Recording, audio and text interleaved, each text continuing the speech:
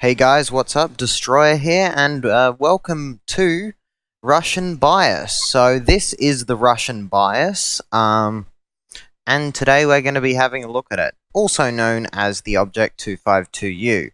So this went on sale for me on the Asia server a few days ago, and well, I'm not that bad at the game, but I'm not good enough to be averaging 3,000 damage in a fairly powered tier 8 heavy tank, a premium tier 8 heavy tank.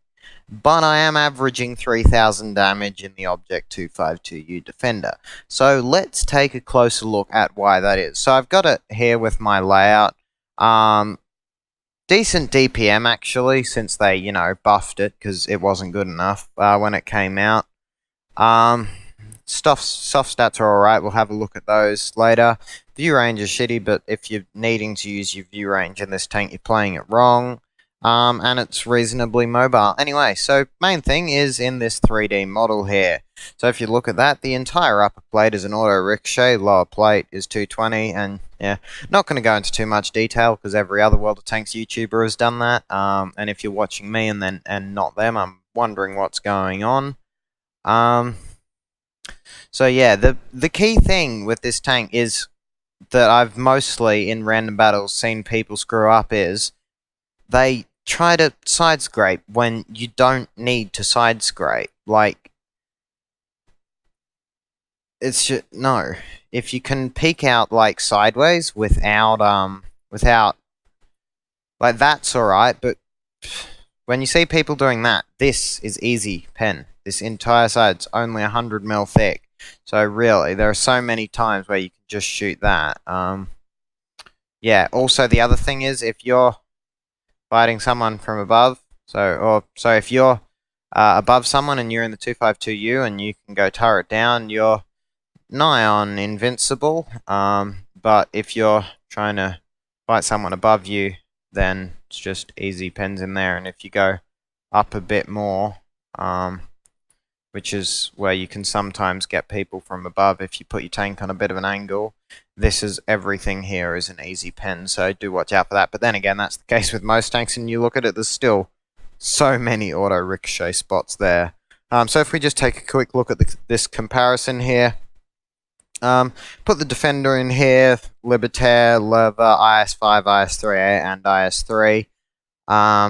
Especially since the newly buffed Lerva is also a really strong tier 8 premium heavy. So we look at this, its DPM is about in the middle, worse than the other IS tanks, but better than these two. Penetration, once again, in the middle. Damage is at the top. It's tying best damage on a tier 8 heavy with the VK101P. Yeah, so that's, yeah. One shell velocity, just the same, because you've got to remember that these two are both firing APCR as standard. Plenty of potential damage, although, lower, but then again, 80 shell capacity. So, soft stats, they're alright. Not as good as the IS-3s or the Lerva and AMXs, but not as bad as the IS-3A, but then again, IS-3A does not very good stuff. Soft stats. Gun depression is 6, which is once again better than the standard Russian, but not as good as these two, and you can add the Patriot onto that. It's pretty fast. You go about in game. Realistically, you go the same speed as an IS-3, maybe a bit slower. I don't care what stats say. That's what actually happens. Your armor is the best by far, and well, as I said, view range doesn't really matter in this tank. So let's go and take a look at some gameplay. So, welcome back, and welcome to my first game in the Object 252U. Oh, I'm just going to call it the Defender from now on. So, spawned in Malinovka, very nice tier 8 game. Running food, 20 and 10, mostly because the HE isn't very good. So, we'll just speed this up a bit here. So yeah, look, when I looked at the MM, I decided that it would be time to go and push along this bottom area here from the K3 area to H1. On the way, I do notice this IS-3, and I'm like, oh, it'd be really annoying if he did the same thing from their side, but I don't know, he kind of seems confused on what he wants to do. Because he kind of sits there, doesn't do much else. So I decide, you know what, screw it, we'll see what this tank can do.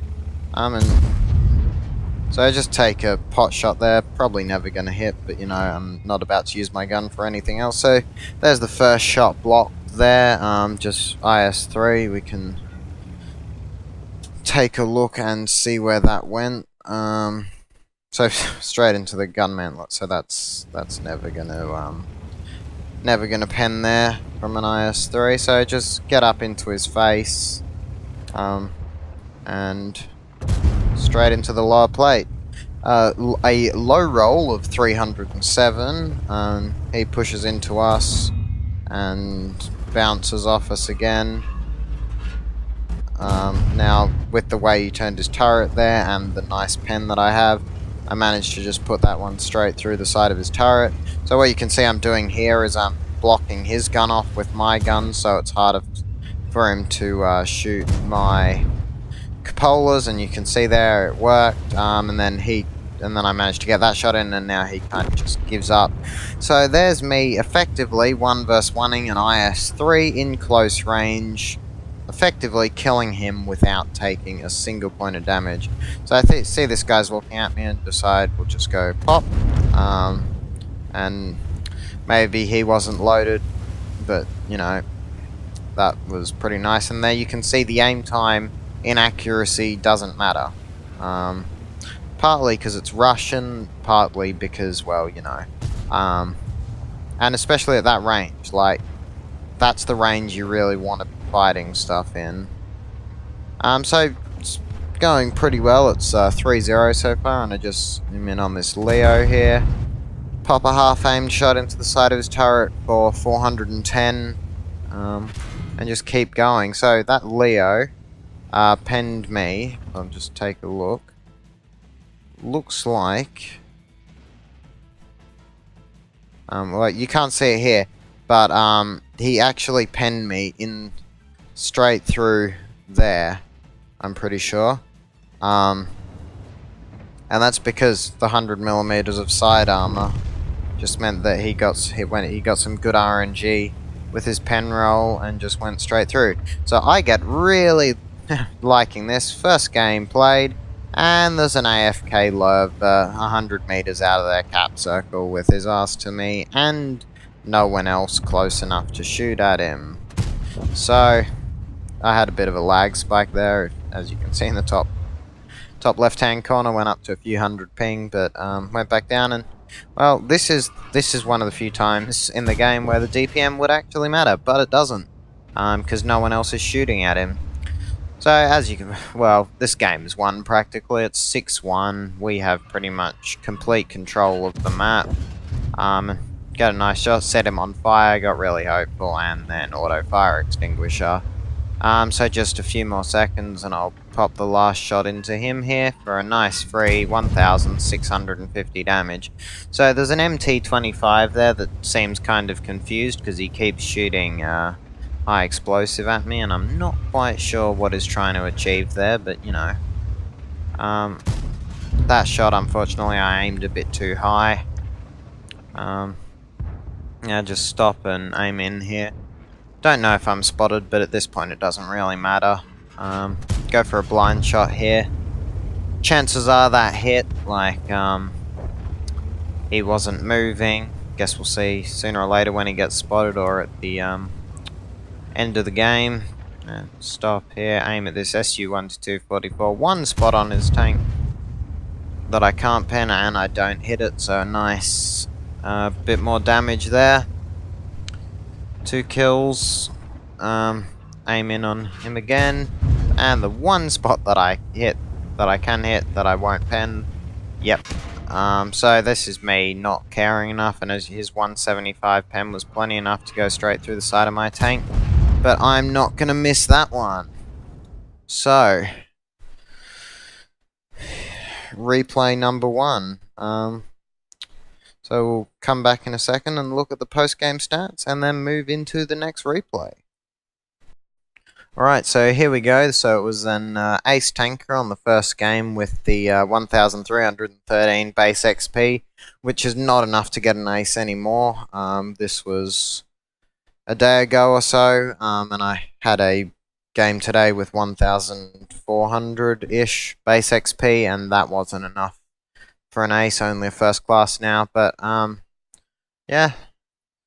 High caliber with the 4,300 damage, made 58,000 credits profit, using food with a standard account, which is pretty nice. Yeah. So let's move into the second game. So welcome to the second game. Here we are on Paris. Pretty heavy tier 8 game. Half of our team is tier 8. Half of the enemy team almost is a tier 8. But, well, we've got 6 tier 8 heavies. They've only got 4.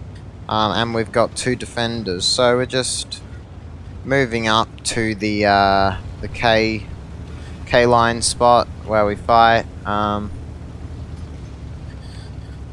So it's where most of the action's going to go down. So you can see in like outdated premiums now, and I'm calling it that, like the IS-6 in front of us just don't really have any legs to stand on compared to this, and considering this is cheaper as well. The only thing the IS-6 has is pref matchmaking, but really not worth it. So moving down to this corner here, getting rammed from behind, but doesn't really matter. Nothing there, so we're pushing up to hold this advantageous position. Now, this is pretty much the perfect sort of position you want to be in the 252, because if I pause us here, and then look, I can, well, I can't zoom out because but like you can see, I'll be able to have just my upper plate showing, and be able to shoot back at all of them. So there's this, there's a cluster of tanks here, and I see this Oho and I go for a shot on him, but it doesn't work, hits the side. So I've fired 2 shots, haven't done any damage yet, but loading up a another AP shell now, but I'll be loading up a an APCR round next, just so that I can go straight through the front of that Oho. Did a 487 damage to that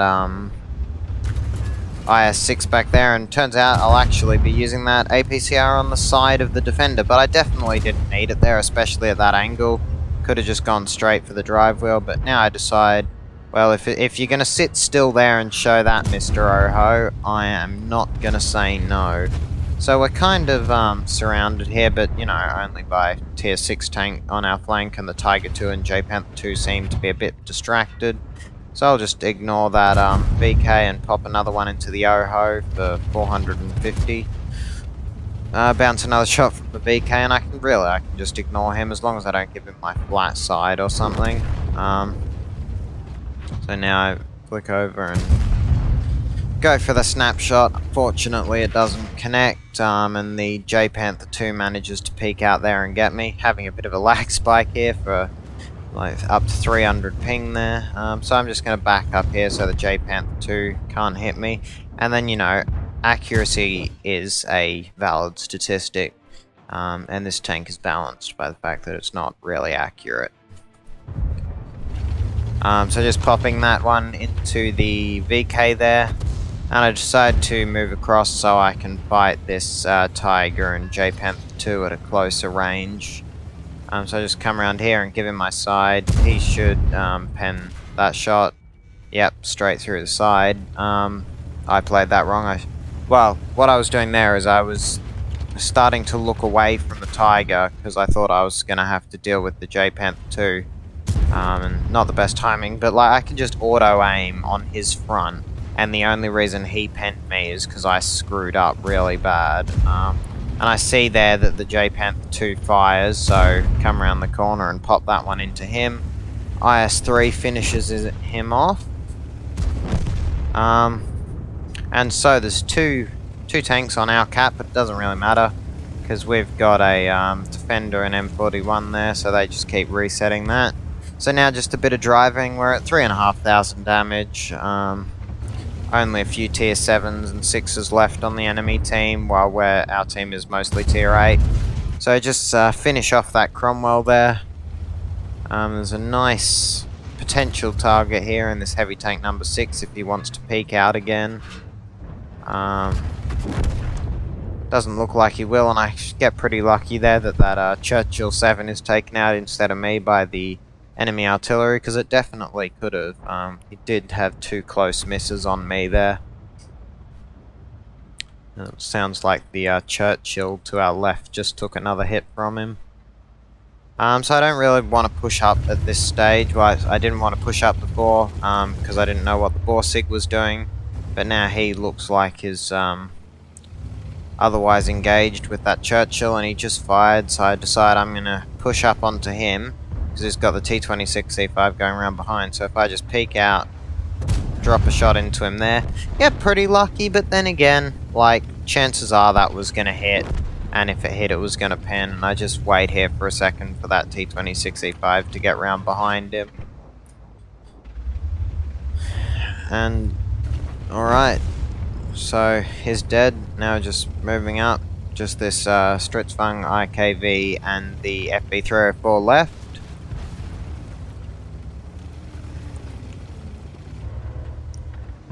And just trying to get that shot, but he keeps moving, and well, 150 ping makes hitting those sort of shots a lot harder than you'd think. So IKV runs in here and shoots heat shell at me, but I turn around and say nope with the armor, and then with that 400 damage roll. So just 8,600. Sorry, 8,000? I wish.